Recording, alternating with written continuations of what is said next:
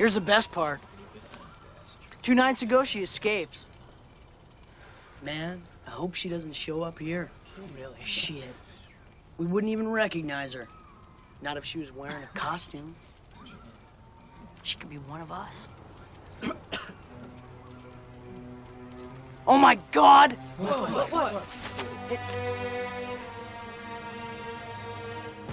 Oh shit! It's Drew's dad! It's Gus! Get out of here! He kicked my ass. Boys better not be drinking.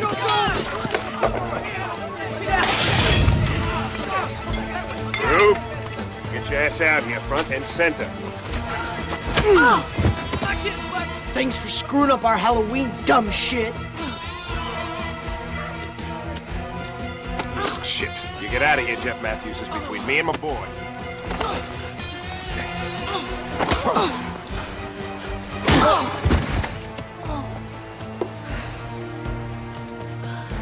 I warned you, buddy.